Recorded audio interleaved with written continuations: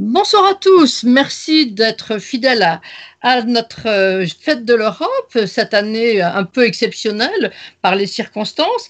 Alors je suis très contente d'accueillir Jean-Dominique Giuliani qui nous fait la plaisir de venir finir un petit peu en beauté ces lives, ces directs. Donc bonjour Monsieur Giuliani. Bonsoir.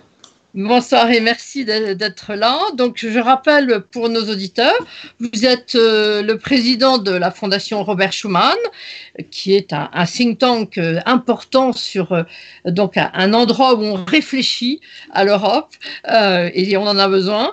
Et vous êtes donc centre de recherche sur l'Union européenne. Vous êtes également le président de l'Institut libre d'études des relations internationales, qui est, je pense, plutôt une école, je crois, de formation. Alors, vous avez un parcours de juriste au départ, je vais vous présenter peut-être un peu rapidement.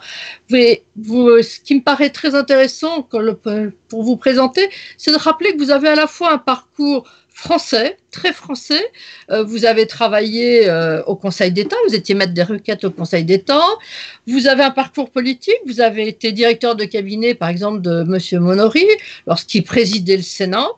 Vous avez aussi un parcours professionnel dans le monde de l'entreprise. Vous avez dirigé la Sofres, il me semble. Et puis, vous avez un parcours européen, vous avez travaillé à la Commission européenne, et donc vous êtes le président, peut-être même le fondateur, je ne sais plus, de la Fondation Robert Schuman. Vous avez écrit aussi beaucoup de choses. Alors, parmi tout ce que vous avez écrit, je ne vais pas faire la liste, rassurez-vous, de tout ce que vous avez écrit, mais moi, je vous lis avec beaucoup d'intérêt et il y a un livre que j'ai beaucoup aimé, je voulais vous le dire. C'est un petit livre très accessible pour tout le monde que je recommande à la lecture de tous ceux qui nous écoutent. C'est Pourquoi et comment l'Europe restera le cœur du monde, petit traité d'optimisme. Et dans les temps d'aujourd'hui, ça fait du bien de vous lire. Donc, vous êtes quelqu'un qui avait beaucoup de casquettes, beaucoup d'expériences différentes et ça nous intéressait beaucoup de parler avec vous ce soir d'un des anniversaires que nous fêtons l'année 2020, qui est celui de la Charte des droits fondamentaux de l'Union européenne. Mais peut-être qu'avant d'aborder le sujet de la Charte, peut-être vous demander un tout petit peu votre avis sur l'Europe d'aujourd'hui dans cette crise. Qu'est-ce que vous en pensez? On est le jour de la fête de l'Europe et j'aimerais bien avoir votre avis. Ah oui, c'est le 70e anniversaire de la déclaration Schuman, 9 mai 1950. Donc c'est aussi l'occasion de regarder en arrière et à mon avis en avant aussi. Et donc en arrière, qu'est-ce qu'on voit? On voit en 70 ans une Europe qui a réussi, mais qui depuis peut-être une vingtaine d'années se laisse un peu aller et confortablement semble bénéficier de ce qu'on a construit patiemment, difficilement, sur le plan diplomatique, juridique, essayer de préserver les identités nationales tout en construisant un outil politique international. C'est quelque chose de très compliqué. Et donc, ça a très bien marché. On a ramené la paix sur le continent. L'Europe s'est reconstruite. Elle est prospère. Mais on voit bien depuis une vingtaine d'années, on a l'impression qu'on a posé le sac, comme dirait un marin qui arrive de croisière. On a posé le sac et on attend. On profite de bouclier de l'euro. Mais si on en profite trop longtemps sans rien faire, il finira par être menacé.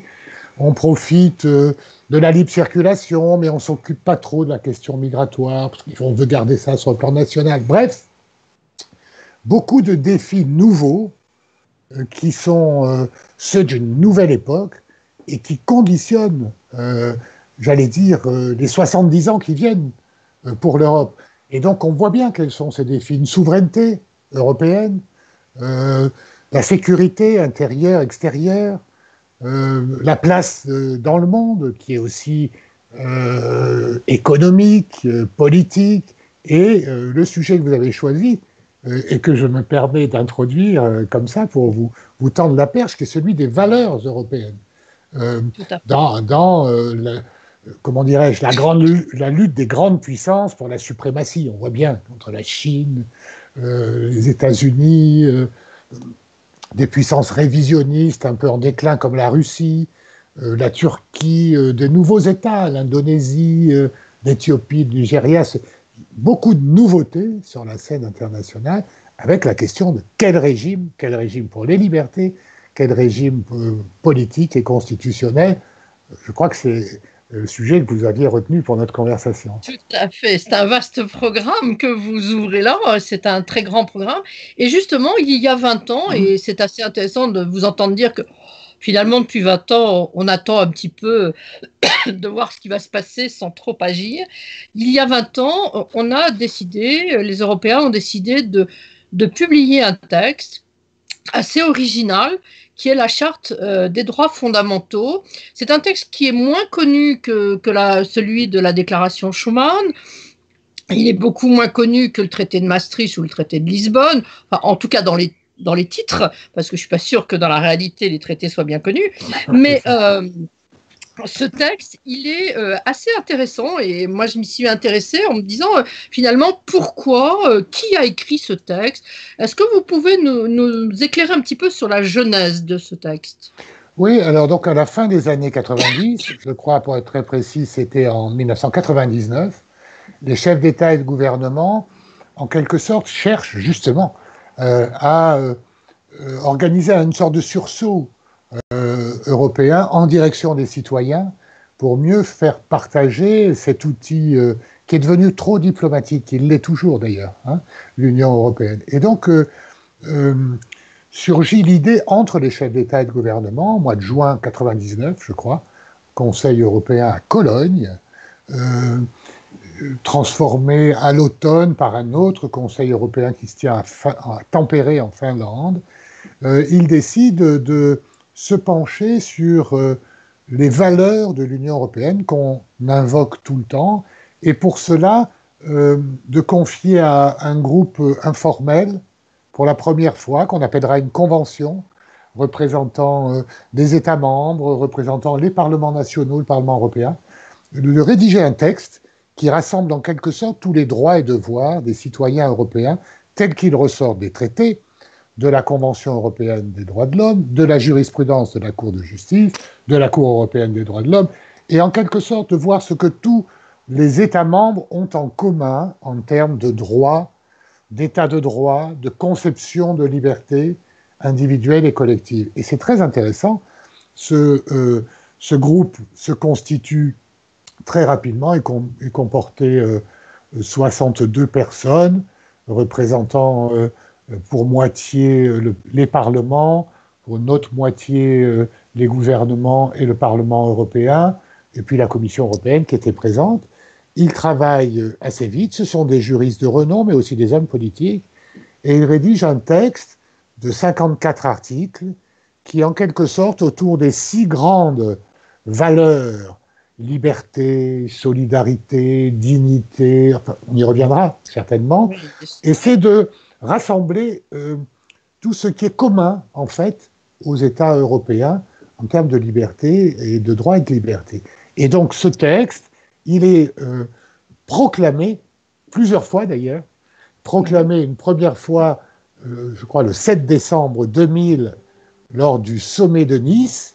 Il est proclamé par le président du Parlement européen, le président du Conseil européen et les chefs d'État et la Commission. Et on proclame, on dit voilà la charte de nos droits et de nos libertés. Et ce texte est passé un peu sous silence, vous avez raison. En réalité, quelques tribunaux, on y reviendra certainement, en Autriche ou ailleurs, des cours constitutionnels s'y intéressent. Et le Parlement européen, en 2007, considère qu'on ne s'en est pas assez préoccupé. Et on fait une nouvelle proclamation officielle en 2007, je crois, pour bien montrer qu'on avait anticipé une définition des droits et libertés qui est, à mon avis, de modeste juriste, ce qu'on fait de mieux dans le monde aujourd'hui. C'est-à-dire, bien sûr, tous les principes traditionnels, liberté d'expression, dignité humaine, dignité de la personne humaine, qui est rappelé vraiment comme le premier article, mais aussi dans ces droits et libertés dans leur expression moderne.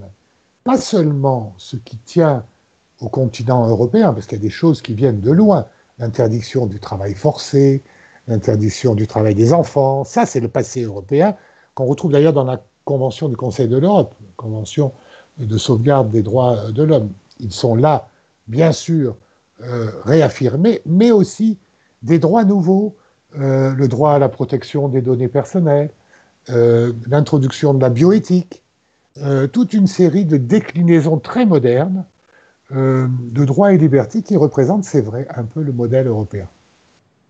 Alors, justement, quand je vous entends, je me dis, on avait quand même la CEDH, la Cour européenne des droits de l'homme. Est-ce qu'on a quand même eu l'impression que finalement, les textes qui étaient là commençaient à être un peu périmés, si j'ose dire. Il fallait une nouvelle mouture, il fallait quelque chose qui soit adapté au monde dans lequel on vit. Et là, vous venez de parler des nouveaux droits, la bioéthique par exemple. Est-ce qu'on peut imaginer du coup que ce texte soit repris encore dans quelques années et à nouveau amendé en fonction de l'évolution logique de l'existence des Européens ? Oui, oui, j'espère pas en moins, n'est-ce pas? Parce que il est très bien rédigé. Il y a un homme qui est un Français et qui a joué un rôle très important en réalité dans la rédaction de ce texte. Il faisait partie un petit peu de l'équipe dirigeante. C'est Guy Brébant. Guy Brébant, d'accord, oui. Guy Brébant. Alors, Roman Herzog, l'ancien président de la République allemande, de la République fédérale allemande, et aussi ancien président de la Cour constitutionnelle de Karlsruhe en Allemagne, présidait la convention, le petit groupe. Mais l'homme qui a écrit et qui a vraiment inspiré le texte, c'est quand même Guy Brébant, qui est un personnage très particulier. Guy Brébant, c'est un conseiller d'État qui a été communiste. Il a été communiste jusqu'en 1984. Ça n'a pas vraiment facilité sa carrière. Il était dans le cabinet d'un ministre, M. Fitterman, ministre des Transports communiste, etc. Mais c'est un homme qui a voulu faire évoluer le Parti communiste sur les libertés. Et donc, pour lui, la définition des libertés, c'était vraiment ce qui l'a amené à quitter le parti, d'ailleurs. C'était très important. Et comme c'était un remarquable juriste, il est très connu des juristes de droit public, parce qu'il a écrit un ouvrage sur la jurisprudence administrative, qu'on doit connaître par cœur quand on est un jeune étudiant en droit. Hein, et il a marqué, si vous voulez, quand on lit ça et qu'on lit la charte et qu'on est français, on voit bien la manière de l'écrire, la manière d'écrire, y compris le droit de la bioéthique, y compris les libertés d'aller et venir, et une partie très importante sur le droit des travailleurs, qui, pour la première fois dans les textes européens, est reconnu comme quelque chose qui est partagé par les États membres. Et donc, quand on lit cette charte, on voit une influence très française. Comment dirais-je? Vous citiez tout à l'heure l'ILERI, l'Institut Livre que je préside, qui a été fondé par René Cassin. Bon, René Cassin, qui a aussi contribué à la Déclaration universelle des droits de l'homme. Et on voit avec la charte une sorte de continuum, au moins dans l'esprit, qui est particulièrement intéressant. Voilà. D'accord. Merci beaucoup déjà de toutes ces premières réflexions. Donc, cette charte, elle va nettoyer, si j'ose dire, un peu le droit, elle va moderniser ce droit européen. Est-ce qu'elle a un intérêt en termes institutionnels? Est-ce qu'elle justifie la présence des institutions? Parce que finalement, la question que je me pose, c'est est-ce que les institutions européennes qui sont nées après la CEDH, est-ce qu'elles avaient un droit, enfin, est-ce qu'elles avaient quelque chose qui justifiait leurs droits, leur place? Alors, je ne suis pas une juriste, donc je pense que je ne m'exprime pas comme une juriste, mais voilà, la question que je me pose, c'est ça. Est-ce que finalement, la Commission, le Parlement européen dans sa mouture actuelle, est-ce que ce sont des institutions qui avaient aussi besoin d'un droit écrit? Oui, oui, vous avez tout à fait raison, parce que cette charte, elle s'applique d'abord aux institutions de l'Union. Et ensuite, elle s'applique aux États membres lorsqu'ils agissent dans le cadre des politiques de l'Union ou qu'ils déclinent des politiques de l'Union. Donc juridiquement, ce sont les limites, mais c'est aussi de l'objectif. Et là, vous avez tout à fait raison.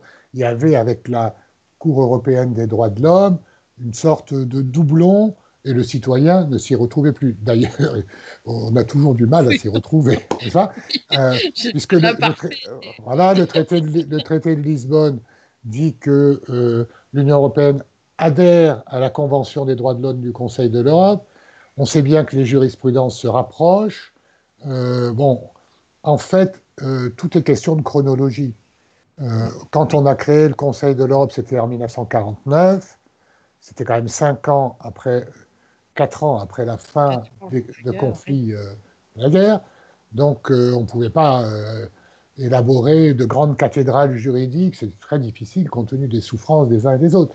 Donc, on a créé cette institution du Conseil de l'Europe, beaucoup plus large que l'Union européenne, d'ailleurs. Hein. C'est 49 membres aujourd'hui. 49 membres, oui. Voilà. Dont la Turquie. Dans la Turquie et la Russie. Hein. Alors, on peut s'interroger, ce sont les plus condamnés, la Turquie et la Russie, mais d'un autre côté, ils sont toujours dedans. Et donc, les citoyens russes et turcs trouvent dans la Cour européenne des droits de l'homme aussi un état de droit qu'ils n'ont pas chez eux. Donc, voilà, on est toujours dans cette dialectique. Et donc, le Conseil de l'Europe, c'est 200 conventions, des conventions qui découlent de la guerre, interdiction du droit des enfants, de l'esclavage. Alors, on lit ça aujourd'hui, évidemment, mais enfin, ben oui, sous le régime nazi, il y avait l'esclavage, le travail forcé, il y avait la déportation. Donc, tout ça, au lendemain de la guerre, a été banni par des conventions du Conseil de l'Europe. Et finalement, en quelque sorte, la charte des droits fondamentaux, très habilement et très, j'allais dire, subtilement, elle confirme tout ça, elle consolide tous ces droits et elle va plus loin sur des droits plus modernes. Qu'est-ce qu'on fait face aux GAFA pour assurer la protection des données individuelles? Comment, le droit à la vie, on n'a pas le droit, par exemple, de cloner les humains, dit la Charte des droits. Je n'ai vu ça dans aucun autre texte juridique, ni la Constitution américaine, ni la Cour suprême américaine ne l'a décliné, ni a fortiori la Chine ou la Russie ou d'autres. Donc, c'est le modèle européen des droits et libertés. Par exemple, la définition de la non-discrimination, la définition de la parité comme un droit fondamental des hommes et des femmes, c'est un plus. Alors, on l'applique, comme vous le dites, d'abord aux institutions de l'Union, ensuite aux États membres. Alors, il y a 3 États qui ont mis des réserves un peu compliquées d'ailleurs. Oui, hein, le Royaume-Uni, la Pologne et la République tchèque. Hein. Oui. Alors, pourquoi? Parce qu'ils ont peur que dans les droits sociaux qui sont ici rappelés, les droits sociaux, c'est le droit à la négociation collective, le droit de rechercher un emploi, le droit d'être protégé du licenciement, etc. C'est des choses quand même très nouvelles, hein, qui n'étaient pas dans les constitutions. Bon, donc, et ça a gêné les Royaumes-Unis. La Pologne a dit, oh là là, c'est pas assez libéral. Et la République tchèque aussi, à l'époque présidée par un eurosceptique, M. Klaus, qui lui aussi se méfiait beaucoup de ces droits nouveaux. Mais en réalité, l'exception qu'ils ont faite, elle est limitée. Juridiquement, c'est une formule très alambiquée qui dit que tant que la charte ne s'oppose pas à des décisions juridictionnelles ou à des lois britanniques, polonaises ou tchèques, elle est appliquée. Donc elle est appliquée parce que maintenant elle a été reprise par le traité de Lisbonne et elle fait partie intégrante des traités européens. Voilà, donc tout pays qui demande aujourd'hui, qui demanderait à rentrer dans l'Union, doit accepter la Charte des droits fondamentaux. C'est un préalable absolument indispensable. Absolument. Je ne me trompe pas. Vous ne vous trompez pas. Et alors, par exemple, donc je vous disais, la Charte est organisée en 6 parties. Ça commence par dignité. Et le premier article, c'est bannir la peine de mort. Donc ça, pour un État qui adhère, c'est la première des obligations. On le sait, on l'a fait systématiquement dans les précédents élargissements. pas toujours évident, hein, à l'est de l'Europe. Bon, voilà. Bon, pour nous, c'est très important. Donc, dignité avec une conception de la personne humaine qui doit être placée au cœur de l'organisation politique. Ça, c'est l'héritage chrétien de l'Europe. C'est ce qu'on ne peut pas reconnaître politiquement, surtout chez nous, parce que tout de suite, on hurle en disant comment atteinte à la laïcité. Non, pas du tout, c'est l'histoire. Hein. L'histoire, c'est l'Église elle-même qui a évolué, qui a quitté le royaume du temporel, dans lequel elle a longtemps agi. Je crois que vous êtes plus experte que moi pour ça, hein, Madame le professeur. Mais elle a quitté, et ensuite elle a en quelque sorte développé en dehors du temporel une conception de la personne humaine qui est, à mon avis, la plus protectrice de la liberté individuelle. C'est-à-dire que la personne humaine, elle est bien sûr libre d'aller et venir, de s'exprimer, de travailler où elle veut, de penser, d'adhérer à un culte, quel qu'il soit, etc. Elle doit être protégée dans l'exercice de tout cela, mais elle a même le droit, elle a même la possibilité de changer d'avis. Elle peut changer de religion, elle peut évoluer. Ce qui n'est pas forcément le cas partout. Hein, non, exactement. C'est quelque chose qui est assez unique. Voilà. Le droit de changer de religion, c'est quand même pas donné à toutes les religions. C'est pas la règle courante. Hein, donc c'est très important. Donc ça, c'est la première partie. C'est ce que la charte regroupe sous l'appellation dignité. C'est vraiment la dignité humaine. Ensuite, bon, il y a les libertés traditionnelles, telles qu'on les connaît dans nos constitutions, qui sont rappelées. Ensuite, il y a les principes d'égalité, et là, qui vont très loin, parce que c'est aussi, là, bien sûr, la parité, mais c'est aussi la non-discrimination. Ça, c'est l'histoire de l'Europe, n'est-ce pas? On a tellement discriminé les uns et les autres, à cause de leur religion, on s'est étripé pour ça jusqu'au XXe siècle, où les Juifs ont quand même subi un sort épouvantable qu'on ne pouvait pas imaginer. Donc tout ça, c'est des leçons de tout ça, mais il y a aussi les Roms, il y a aussi, vous savez, ces 20 millions de personnes qui n'ont pas d'État en Europe, qui existent toujours, les Roms. Il ne faut pas confondre avec les Romains, n'est-ce pas? Les Roms, qui sont en fait des gitans, si on devait expliquer ça aux enfants. Tous ces gens-là trouvent dans la Charte des droits une reconnaissance, en quelque sorte. Et ce n'est pas sans conséquence, parce que le Parlement européen peut s'appuyer là-dessus pour s'intéresser et essayer d'éviter que des discriminations nouvelles, modernes, reviennent. Enfin, il y a un principe de solidarité qui est décliné d'une manière extrêmement moderne et intéressante, parce que c'est vraiment la personne humaine dans tous ses milieux. Le travail, le loisir, etc. Et les droits sociaux. Et comment vous dire, il y a une charte des droits sociaux de l'Union européenne qui a été rédigée, mais personne n'en parle, parce que les États membres voulaient garder ça pour eux. Les syndicats sont en train de changer. Ils réclament qu'au niveau européen, il y a déjà des confédérations européennes, ils réclament qu'on ait des vraies réflexions sur les droits sociaux, etc. Ça, c'est intéressant. C'est, à mon avis, un des chantiers d'avenir tout à fait essentiel, susceptible d'ailleurs de réconcilier un peu les opinions publiques avec l'Union européenne, si tant est qu'ils s'en soient éloignés. Et puis, il y a encore deux autres parties sur la citoyenneté, parce que quand on est citoyen européen, on n'est pas seulement citoyen de son pays, on a des droits en plus. Par exemple, le droit d'aller se faire élire chez le voisin. Oui, c'est quand même un droit important. Voilà, le droit de passer les frontières, le droit d'avoir recours, si nos droits sont bafoués, à une cour suprême supérieure à tous les tribunaux de son pays. Donc voilà, donc tout ça est décliné. Et puis, il y a, moi, ce que j'aime beaucoup à la fin, un passage sur la justice, qui est quand même une définition de l'état de droit. Vous savez, on parle souvent de l'état de droit, qui est une définition extrêmement large, extrêmement généreuse. Et là, nulle part au monde, on a une définition écrite dans laquelle nous, Français, on se reconnaît bien, parce que le droit écrit, on aime ça. Hein, et c'est pas le droit flou de la common law, très dépendant des jurisprudences, etc. que je ne saurais critiquer, mais je préfère le droit continental, surtout quand il s'agit de nos libertés, où on écrit les choses. Et vous voyez ce qui vient de se passer avec le Covid. On a fait une exception dans nos institutions. On a mis la liberté d'aller et venir entre parenthèses. On a mis le Parlement un peu sous cocon, etc. Et on a voté des ordonnances parce que voter des lois, c'est trop long. Et donc, heureusement, nous sommes encadrés par des lois européennes, une constitution française, des constitutions allemandes, des autres, qui sont ce qu'on appelle l'état de droit et qu'on ne peut pas franchir impunément. Et donc, c'est dans les périodes difficiles qu'on peut les juger, et elles sont vraiment les garantes de nos libertés fondamentales.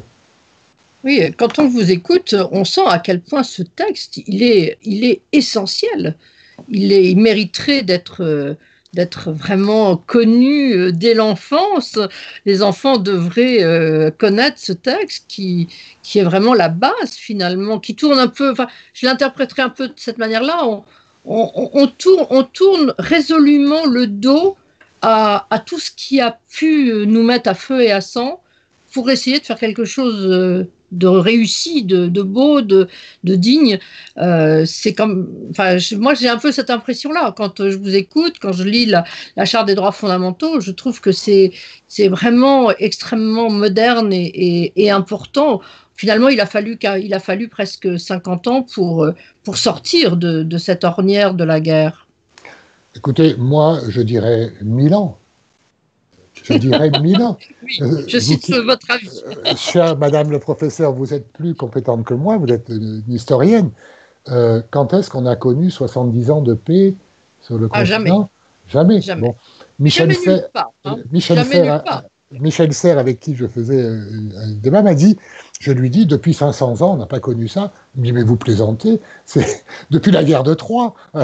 Donc c'est vrai que on a appris, ça c'est comment dirais-je, c'est le principal acquis à mes yeux de l'intégration européenne. Elle est imparfaite, elle n'est pas terminée, elle est inachevée, il y a des choses qui ne nous plaisent pas, c'est un peu bureaucratique, c'est lointain, c'est diplomatique, oui, mais c'est une rupture historique fondamentale, c'est-à-dire que tous ces peuples européens qui sont chacun très fiers de ce qu'ils sont, de leur identité, de leur inconscient collective qui plonge parfois dans les millénaires, voire les centenaires, tout les pousse à s'affronter en permanence. C'est ce que j'essaie de dire quand on m'interroge sur l'Union européenne. À la veille de chaque réunion européenne, les journalistes, il y a un marronnier habituel, les journalistes, l'Europe est divisée.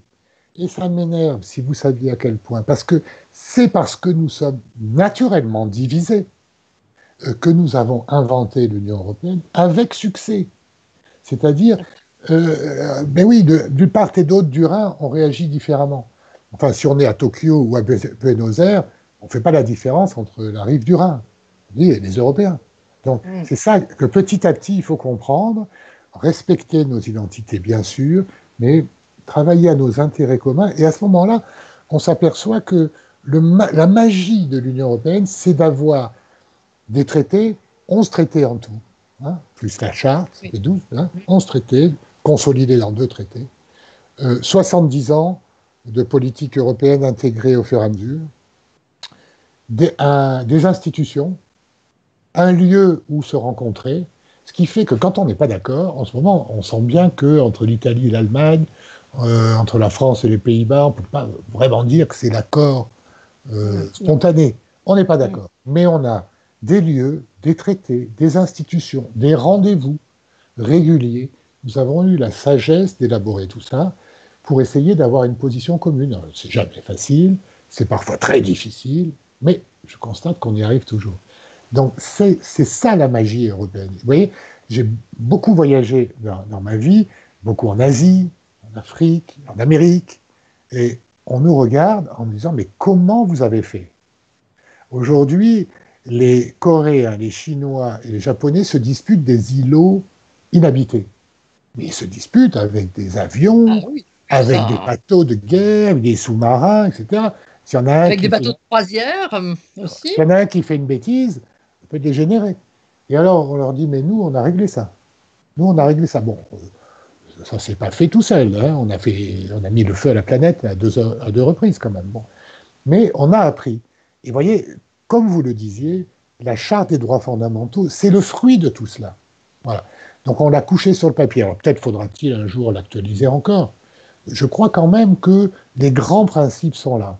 Et hommage doit être rendu aux députés, aux juristes qui ont travaillé, parce que finalement, ils ont démontré que nous partagions en Europe des valeurs fondamentales très importantes.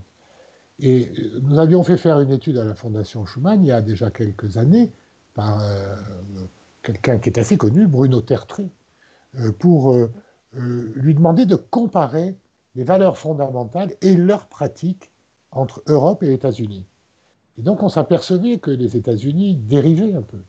Ce n'était pas du tout la même chose. Ce n'était pas du tout la même pratique. La peine de mort. On peut être membre de la Fédération américaine et avoir la peine de mort, un État. Il y a des États, je crois 14, qui ont encore la peine de mort. Donc, vous voyez, et donc cette charte, elle est, comme vous le dites, encore plus importante. Elle mériterait vraiment d'être connue, d'être apprise par cœur. En fait, parce que d'être apprise par cœur. Ce serait plus utile d'apprendre la charte par cœur que nos constitutions. Oui, ça, je n'en doute pas.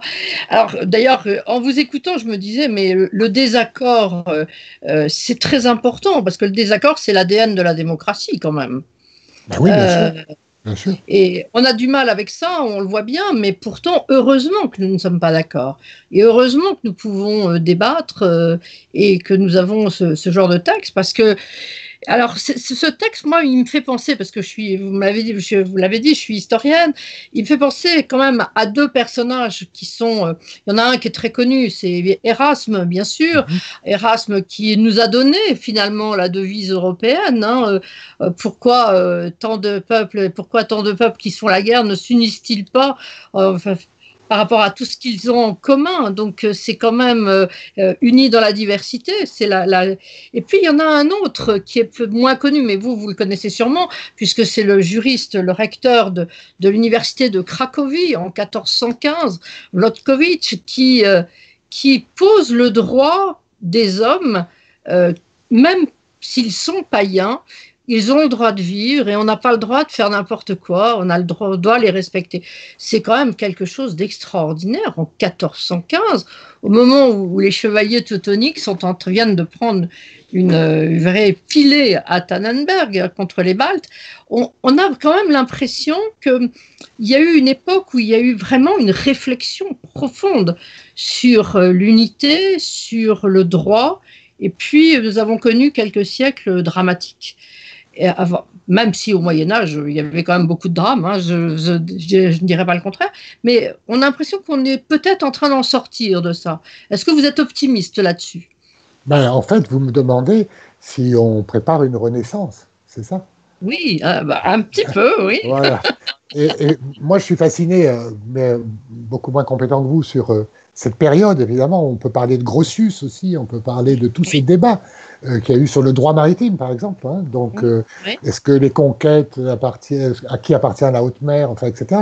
Ce sont des périodes extraordinaires qui montrent que l'identité européenne existe vraiment dans le monde. Et ça devrait être un sujet de fierté pour les Européens. Parce que, comme vous le disiez, le XVe siècle, déjà, on a ce type de réflexion ou ce type de positionnement. Je pense à Grotius aussi, parce que la Convention sur le droit de la mer de 1982, dite de Montego Bay, la Convention des Nations Unies, elle revient à quelque chose qui était déjà en débat au XVe et au XVIe siècle, de savoir quel était le statut de la haute mer. Et regardez ce qui se passe aujourd'hui avec la Chine, qui veut étendre son territoire en haute mer pour protéger ses approches, en fait. Voilà. Donc ça reste éminemment d'actualité. Et naturellement, nous, Européens, on a une préférence pour le droit, une préférence pour le droit attaché à la personne, parce qu'on a une conception de la personne humaine. Comment dirais-je ? Si je devais faire de la politique, ce que je ne fais plus depuis très très longtemps, et avoir des slogans très rapides, je dirais, dans l'organisation de la société, il n'y a pas que le fric, n'est-ce pas? Quand on regarde la Chine, quand on regarde les États-Unis, souvent le droit du plus fort prévaut, ou bien le droit financier prévaut sur le reste, etc. L'Europe, c'est l'inverse. C'est la sédimentation de la culture, d'expériences politiques, souvent très douloureuses, mais aussi mondiales, et qu'on retrouve dans le droit attaché d'abord à la personne, ce qui n'interdit pas aussi de penser à la collectivité. Alors, j'ai deux questions qui viennent d'arriver. L'une qui, alors je suis en train de la lire, excusez-moi. Que peut-il advenir de pays tels que la Pologne, la Hongrie et la République tchèque qui semblent s'éloigner de plus en plus de l'état de droit? Voilà, c'est la première question. Et puis une seconde question qui revient quand même un peu dans le même ordre, c'est comment l'unité européenne peut-elle résister à la montée des populismes? Ce sont deux questions qui, évidemment, rejoignent... J'ai combien de temps? Oui, voilà. C'est une question longue. Oui, c'est une question longue, et donc je serai très modeste dans la réponse. Première question sur la Pologne, la Hongrie et la République tchèque. Bon, d'abord, il ne faut pas généraliser et parler des pays, n'est-ce pas? Oui. Ce sont des majorités, elles ont vocation à perdre les élections un jour et à être remplacées, même si elles font tout pour que ce ne soit pas le cas, je puis vous garantir qu'elles perdront le pouvoir. Donc, pour l'instant, les tentatives de brèche à l'état de droit de style européen, elles sont contenues justement par les traités européens. En Pologne, ça fait 2 fois que la Commission européenne saisit la Cour de justice de la réforme judiciaire prévue par le régime du parti PiS, actuellement aux affaires, et ça fait 2 fois que la Cour de justice de l'Union européenne tense la Pologne et lui demande de renoncer à cette réforme judiciaire. Oui. Et la Pologne a appliqué les décisions. Donc, si vous voulez, tout n'est pas perdu. Vous voyez ce que je veux dire? Bon. C'est très important de vous entendre dire ça. Absolument. La Pologne a appliqué, oui.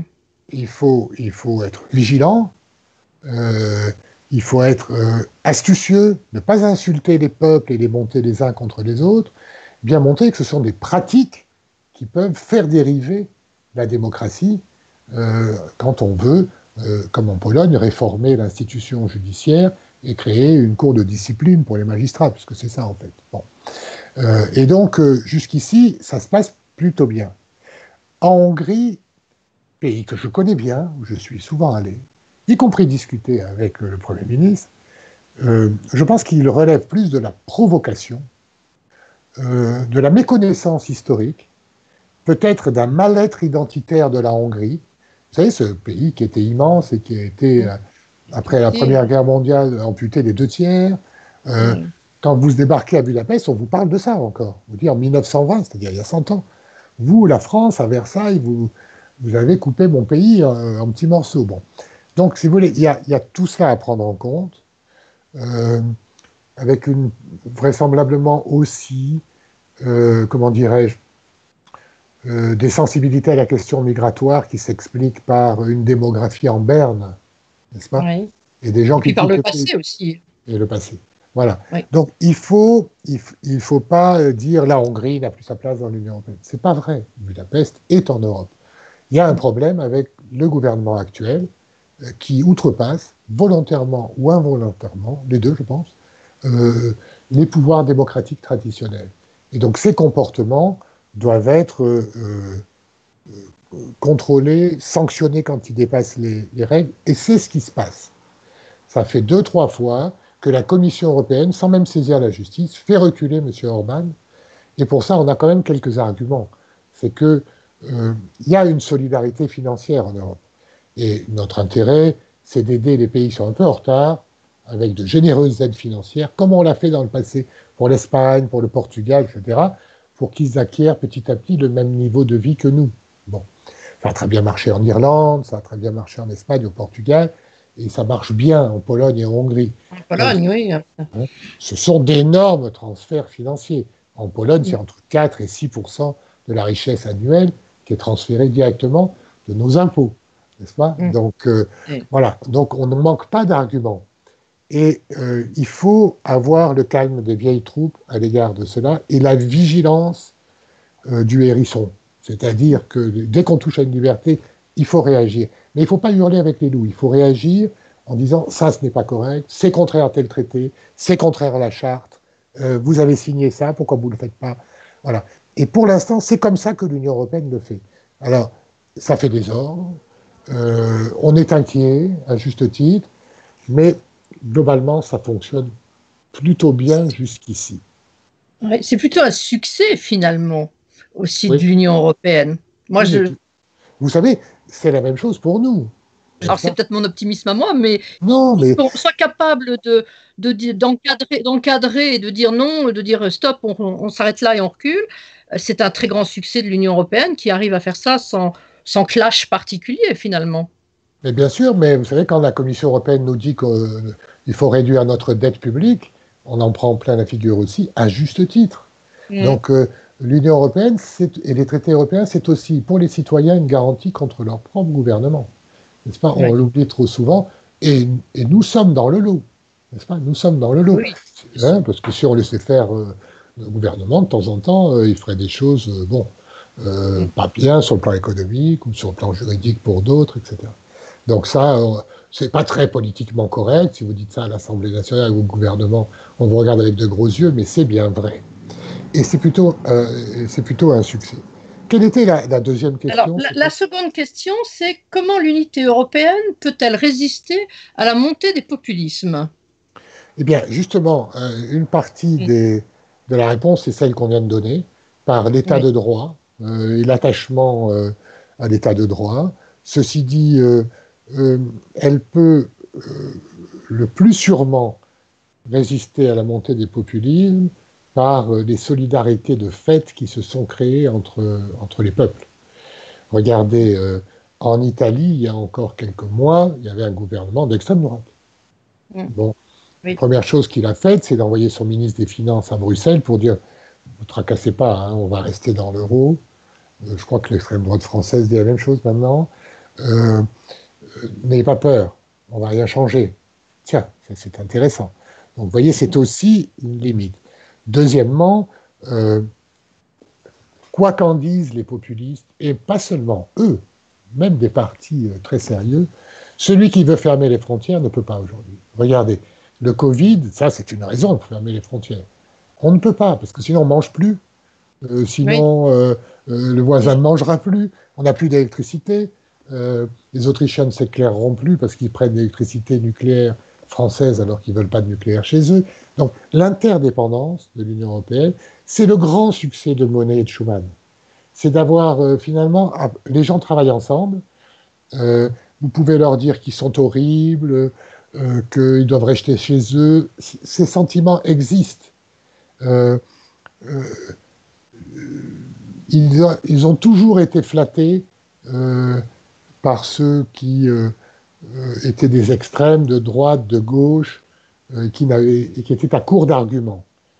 Mais l'état de l'Union européenne, l'état de l'économie européenne, l'état des opinions européennes, c'est qu'elle ne veut pas faire des Italiens des ennemis, faire des Allemands des ennemis, on l'a déjà fait, on sait ce que ça a donné.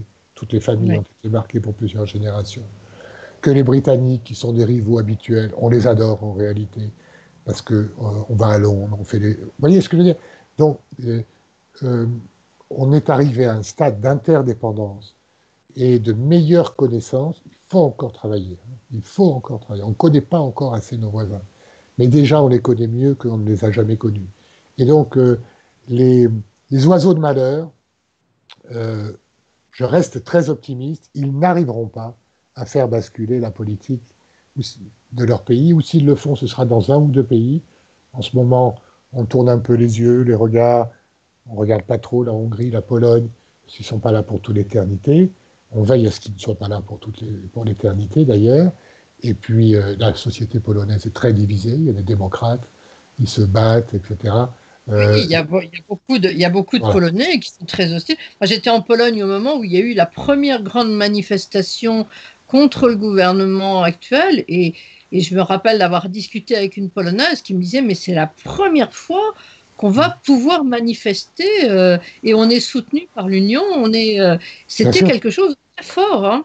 Moi, Ça m'avait frappé. j'ai participé plusieurs fois à la parade Schuman du 9 mai, Oui. qui maintenant n'a plus lieu d'ailleurs, parce que le gouvernement fait tout pour l'empêcher, mais il y avait entre 30 et 70 000 personnes dans les rues pour fêter l'Europe. Donc c'est ça, le peuple polonais, c'est ça.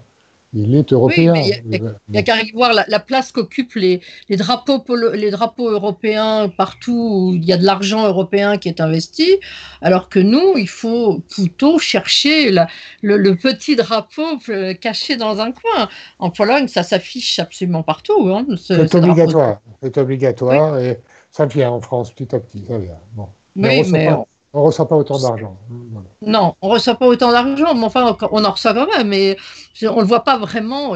Par moment, il faut vraiment le chercher. On sait qu'il y a de l'argent. Pas trop dans votre région, d'ailleurs, parce que votre région est considérée comme riche. Hein. Voilà. Le centre Oui. Le centre Val-de-Loire je ne sais pas. Oui, je crois qu'il n'est pas dans les... Il y a surtout beaucoup d'argent qui repart parce qu'il n'est pas distribué. Non, le centre Val-de-Loire n'est pas une région en difficulté. En revanche, d'autres le sont. Alors, une autre question, je vais la voir. Oui, alors, quelle serait... j'ai pas eu le temps de la lire. Moi non plus. Julie, je vous demande d'intervenir. Vous avez la question, vous pouvez nous la donner?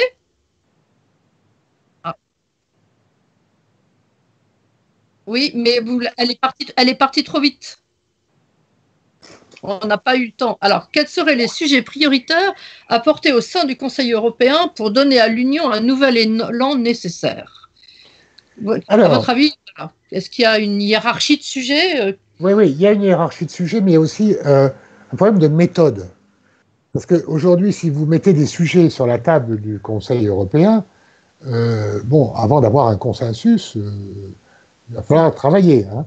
Donc, je ne suis pas sûr que ce soit toujours la meilleure idée. Hein. Je crois que ce qu'il faut, il faut mettre des réponses à des sujets concrets et urgents. Donc, par exemple, il faudrait saisir la crise sanitaire pour essayer de faire un pas dans l'échange de données sanitaires, créer un réseau plus actif, peut-être un peu plus intégré, de surveillance sanitaire, des virus, des pandémies, peut-être des outils, peut-être un réseau de laboratoires des différents États qui serait financé par l'Union. Bon, vous voyez, il y a tout un sujet là où on devrait saisir cette opportunité, puisqu'on n'a pas été très bon, finalement. Non, parce que Discovery, ça n'a pas l'air de marcher si bien que ça. On a l'impression qu'il n'y a que les Français qui s'y sont vraiment mis, alors c'est un peu... Oui, c'est compliqué parce que comme... l'Union européenne ne peut pas réagir, comme c'est une union à 27 ou encore à 28, on ne peut pas réagir sur des sujets qu'on n'a pas anticipés. Parce que à 27, on n'est pas d'accord, comme on le disait, donc il faut des textes de droit, il faut que chacun sache, parce que c'est de l'argent, parce que c'est de la souveraineté, à quoi on s'engage en faisant une politique sanitaire. Donc le faire à chaud, on ne peut pas. Donc on devrait aujourd'hui le mettre sur la table du Conseil, sachant qu'il nous faudra 1 an ou 2 pour trouver des procédures, pour réussir des essais de type Discovery, etc. Ça me paraît, c'est comme ça qu'il faudrait réagir. Mais sinon, parmi les autres, je vois 3 sujets majeurs, hein, de toute façon, pour l'Union européenne, Conseil ou pas. Hein. Le premier, c'est l'économie. Hein. On a cette question sur les Corona bonds, les eurobonds. Voilà, il faut qu'on rapproche les conceptions qui ont cours au sein de l'Union européenne entre le Nord, ordolibéral protestant, le Sud, qui n'est pas que le Club Med, contrairement à ce qu'on entend trop souvent, et que, en grand garçon, et en femme et en homme politique, on mette ça sur la table. Alors, c'est peut-être pas au Conseil européen, parce que là, c'est les diplomates. Hein. Forcément, chacun est imputé sur les consignes de son gouvernement. C'est pour ça que je mettais en doute la méthode. c'est peut-être en dehors, en face de la politique, on a tous les atouts pour être la première puissance économique du monde.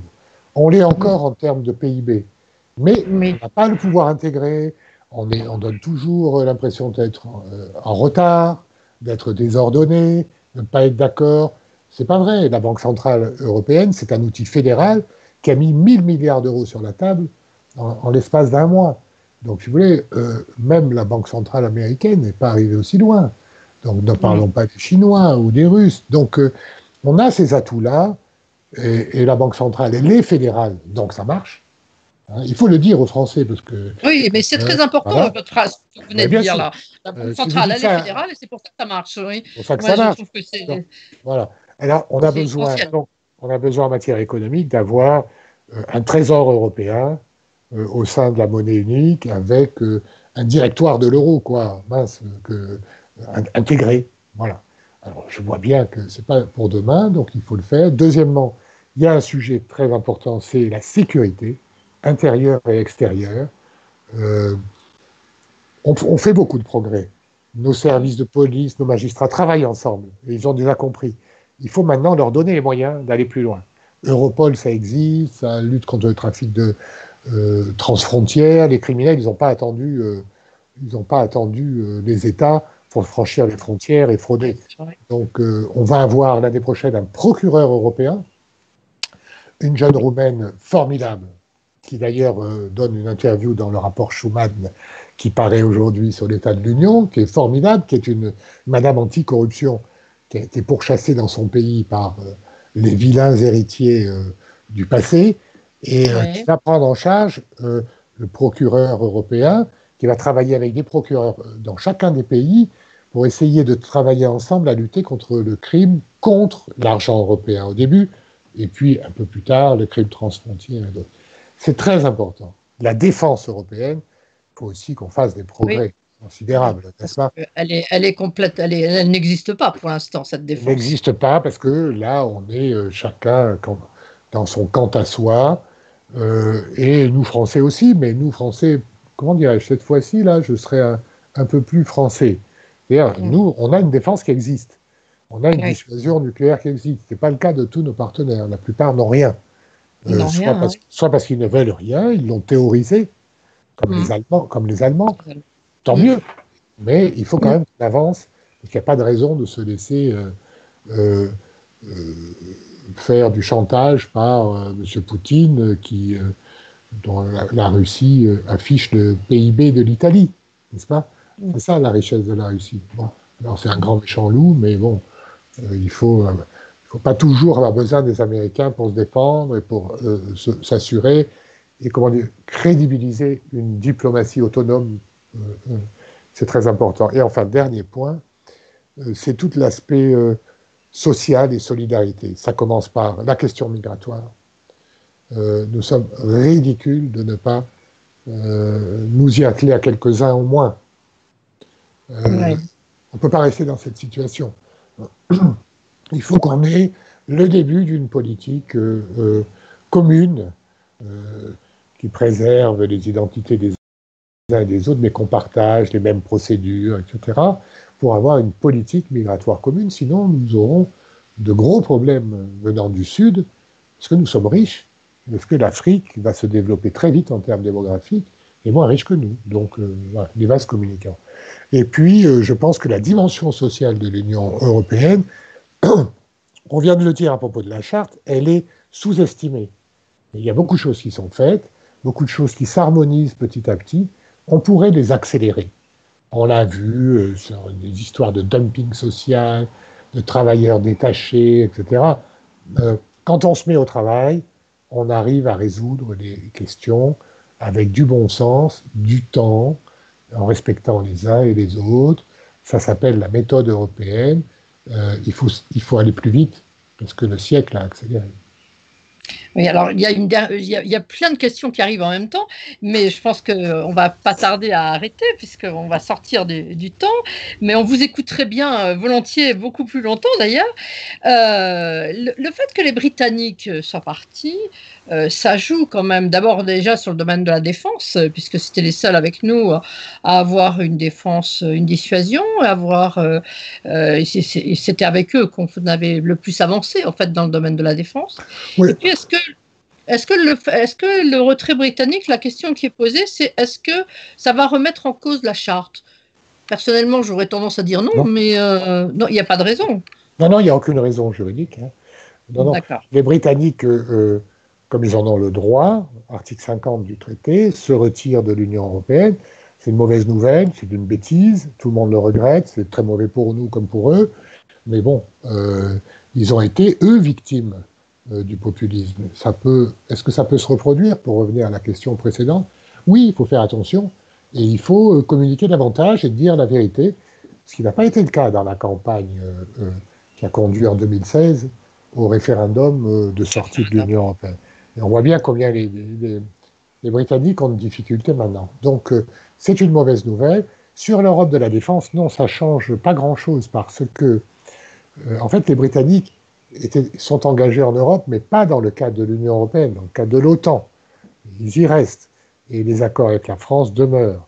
Non, ce qu'il faut, c'est que les Européens du continent, petit à petit, prennent l'habitude d'être plus autonomes, plus indépendants, et de ne pas dépendre que des Américains. Voilà. C'est un vaste programme. Alors, peut-être la dernière des questions, là je vois une question arriver.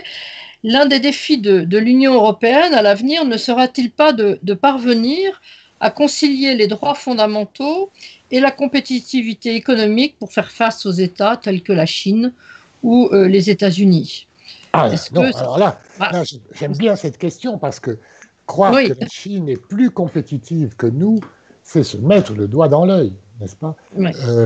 La création de richesses, la création de valeur, la recherche, les technologies d'avenir, ça ne va pas avec le totalitarisme.